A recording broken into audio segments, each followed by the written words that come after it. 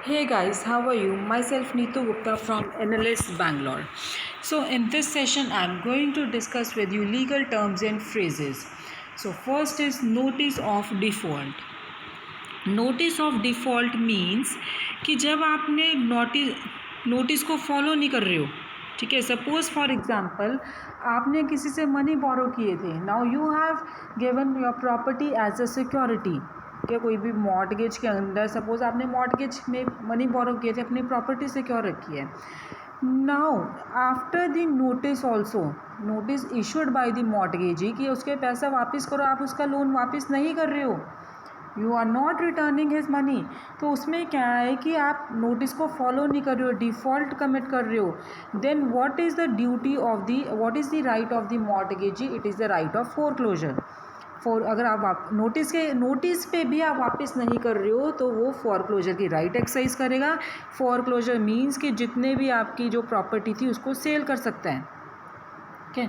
Notice में क्या है कि नोटिस में वो सारा मेंशन करेगा कि कितना आपने मनी बोरो किया प्लस इंटरेस्ट, अगर कोई लीगल पेपर्स बनवाए थे उसमें कुछ एक्सपेंसेस कॉस्ट आए थे वो भी आपको पे करना है। अगर आपने उस टाइम में नहीं पे किया तो क्या हो जाएगा, नोटिस में इट इज़ मेंशन कि फोरक्लोजर प्रोसीडिंग्स स्टार्ट हो जाएंगी। Is it clear?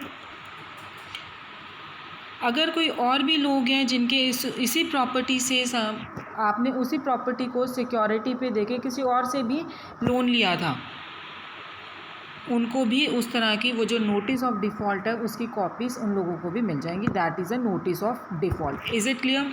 Notice to quit. Notice to quit means suppose you have taken a house on the rent, कोई भी प्रेमिसेस आपने रेंट पे लिया है, अब आपका लैंडलॉर्ड ने आपको नोटिस दे दिया जो कि 30 डेज़ का नोटिस होता है, कि 1 महीने का नोटिस है कि ये 1 महीने का नोटिस दे रहा हूँ मैं आपको और आप ये घर खाली कर देना। Is it clear? अगर नहीं खाली करना है तो जितना भी आपका पहले का रेंट पड़ा है, एरियर्स ऑफ रेंट है, वो आप पे कर दो, कि अब अपनी डिफ़ॉल्ट को आप करेक्ट कर लो। कि सपोज़ अगर आपने बहुत घर का नुकसान कर दिया, डैमेजेस किए हैं, उसको रिपेयर करवा दो। या आपके बहुत ज़्यादा रूममेट्स आपने रख लिए जबकि आप अकेले आए थे, लेकिन अब उस आपने साथ बहुत सारे रूममेट्स रख दिए, तो उनको रूममेट्स को निकाल दो। अगर इलीगल पर्पज़ के लिए आप यूज़ कर रहे हो तो उसको लीगल पर्पज़ के लिए यूज़ करो, don't use it for a illegal purpose. जैसे घर के लिए लिया, वहाँ पे आप प्रॉस्टिट्यूट्स को आप बुला रहे हो, दैट इज़ इलीगल पर्पज़, सो वो नोटिस दे सकते हैं क्विट करने के लिए। अगर वो कह रहे हैं नहीं क्विट करना, तो जो आपने गलत काम किए हैं उसको आप ठीक कर लो। Is it clear? तो नोटिस क्या है, जनरली वो कह रहा है कि ये सारा जो कर रहा है विदिन 3 डेज़ आप कर लो। एविक्ट निकालने का नोटिस वो 1 महीने का है, लेकिन अगर आपको अपना ये वहीं पे रहना है तो रेंट वगैरह पे करो, या जो आपके डिफ़ॉल्ट्स हैं उसको करेक्ट कर लो within a short time, and usually it is a 3 days. Is it clear? तो नोटिस में ये लिखा होगा कि किसको लीव करना है, किसके किन किन के नाम है, उनकी टेनेंसी रिटर्न एग्रीमेंट से थी या ओरल एग्रीमेंट से थी, या कोई फाइनेंशियल टेनिकुलेंसीज हैं, what ever, everything is mentioned in the notice. Is it clear? And अगर इस नोटिस से भी टेनेंट नहीं लीव करता है, घर नहीं क्विट करता है, then landlord has a right to bring a law suit against the tenant. Is it clear? जिसको हम एविक्शन कह देते हैं। Next is notorious possession. Notorious possession means in reality you are not the owner of that real property, but आपकी occupation इस तरह से है, उसको आपने ऑक्यूपाई इस तरह से किया है, या फिर आप ये कह सकते हैं कि आप उस प्रॉपर्टी को इस तरह से होल्ड कर रहे हो जिसमें कि सामने वाले को देखने में ये लगता है कि you are the owner, that is a notorious possession. Is it clear? Next is a novation. Novation क्या है? अब पार्टीज़ ने एग्रीमेंट कर लिया है, parties have made some contract, now they want to substitute a new contract instead of the old one. तो क्या है कि अगर वो नए टर्म्स एंड कंडीशन अपने रख रहे हैं तो जो पुराना एग्रीमेंट है वो कैंसिल हो जाएगा और एक नया एग्रीमेंट अराइज हो जाएगा, दैट इज़ अ नोवेशन। और ये जनरली तब होता है जब पार्टीज़ को ये लगता है कि हम परफॉर्मेंस नहीं कर पा रहे हैं कॉन्ट्रैक्ट की, या कोई पेमेंट्स थी कि हमने पेमेंट नहीं कर पा रहे हैं। फॉर एग्जांपल 10,000 रुपीज़ आपने किसी को देने हैं because he has sell you goods worth ₹10,000। अब टाइम पास हो रहा है कि लेकिन आप उसको 10,000 नहीं पे कर रहे हो, आपके पास नहीं आ रहे हैं, तो both buyer and seller makes an agreement with their free consent कि आप मुझे 10,000 की जगह 8,000 रुपये दे दो। That is a novation. तो 10,000 वाला कॉन्ट्रैक्ट कैंसिल हो गया जो पुराना था, नया कॉन्ट्रैक्ट अराइज हो गया, that is 8,000। Next is noxious. Noxious means which is harmful to health. Nugatory, invalid है जो, अगर हम कह रहे हैं कि ये लॉ ये अनकॉन्स्टिट्यूशनल है, अगर अनकॉन्स्टिट्यूशनल है means it has no effect, it has no force, it is a nugatory law. It is clear. Next is nuisance.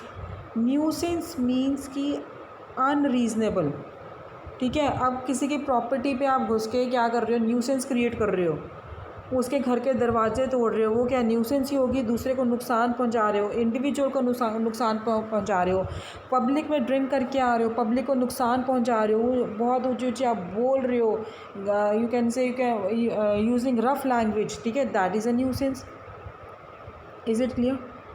फिर है कि इवन अगर आप कह रहे हो नॉक्सियस स्मेल आप कर रहे हो पब्लिक में, that is also nuisance. Noise है, या कि किसी की प्रॉपर्टी पे पानी आपने चला दिया, या फिर आप इलीगल गैम्बलिंग में इन्वॉल्व हो, that is all a nuisance. Is it clear. Next is a nullity. Nullity means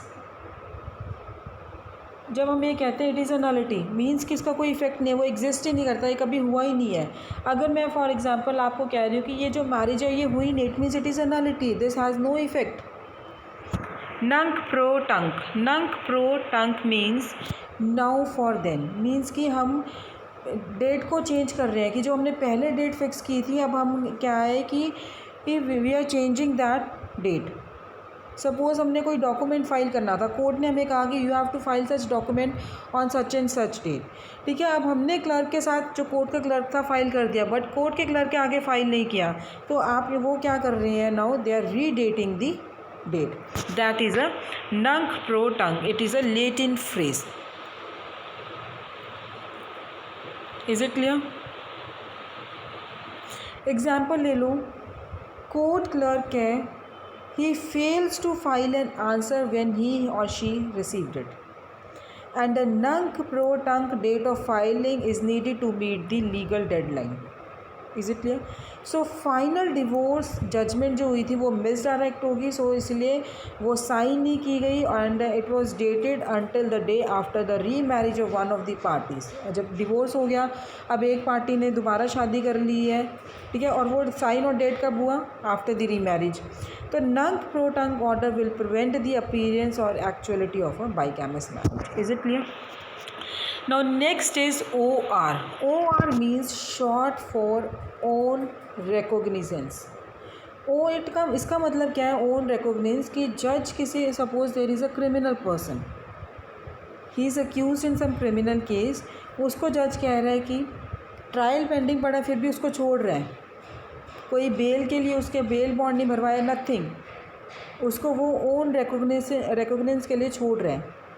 so जो इस पर्सन को रिलीज़ किया गया उसको हम क्या बोलते हैं, ORED। Is it clear. Next is OSC। It is a short form for order to show cause. Order to show cause means कि दिखाओ रीज़न क्या है। Next oath. ओथ क्या है, everybody knows about the oath. What do you mean by the term oath. It means जहाँ पे आप कसम, अगर मैं सिंपल लैंग्वेज में बोलूँ, कसम खा रहे हो कि मैं जो बोलूँगा सच बोलूँगा। You are taking an oath to a prosecution for the crime of the perjury। Is it clear. और यू कैन से कि जैसे कि हमारे मिनिस्टर्स हैं, वो ओथ ले रहे हैं अपने ऑफिस में एंटर करने से पहले, they are taking an oath. Is it clear? Next is obiter dicta. Obiter dicta means जो जज के रिमार्क्स, जज ने कोई रिमार्क्स किए हैं जो कि ज़रूरी नहीं है केस के डिसीजन तक पहुंचने के लिए, but just he has made some comments. Is it clear? That is obiter dicta. Next is object.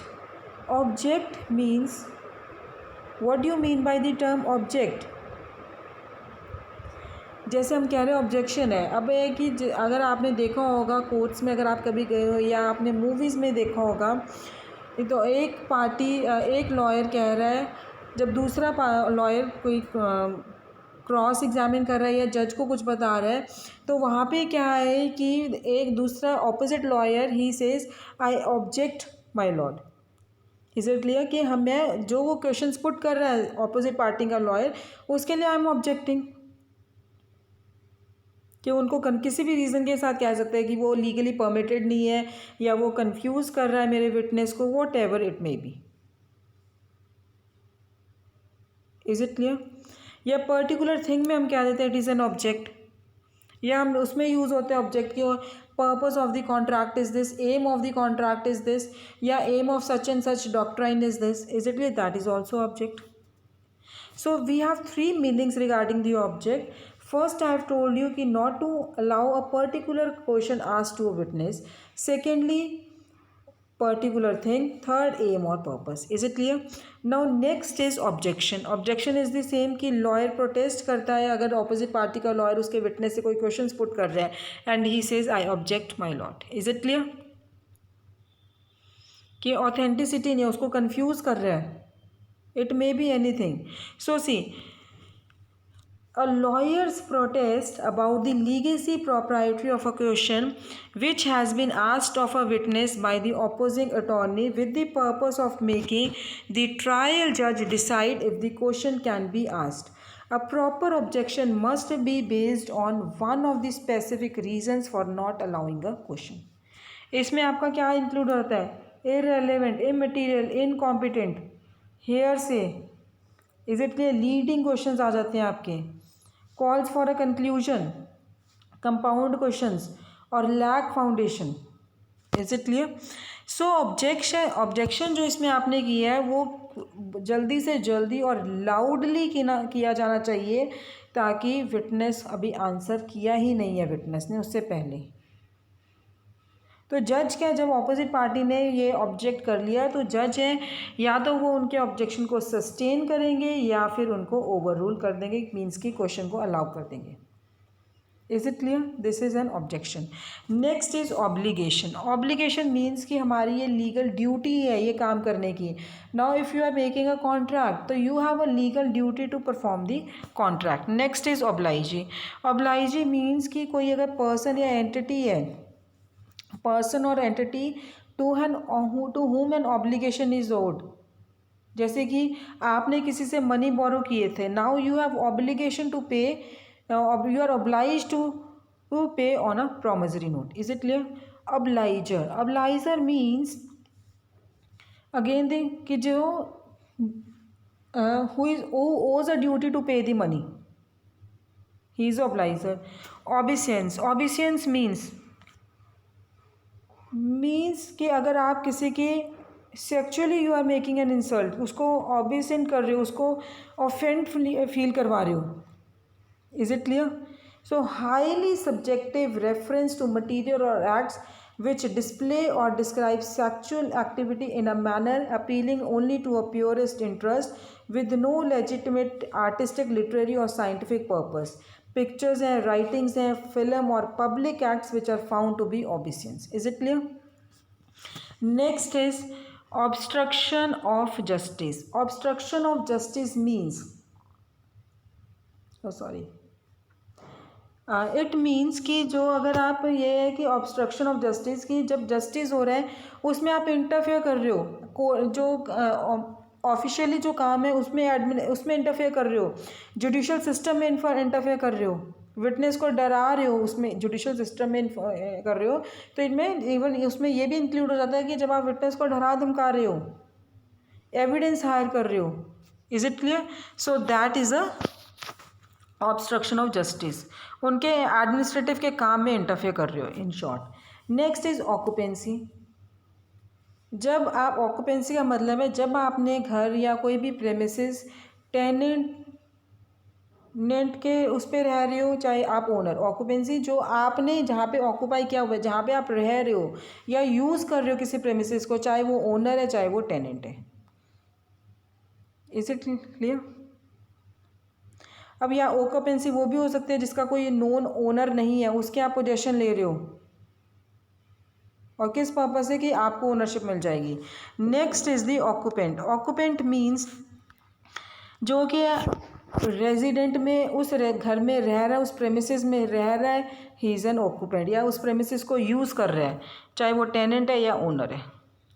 Is it clear? He is an occupant. So in the next session, I'll be coming up with more legal terms and phrases. Thank you.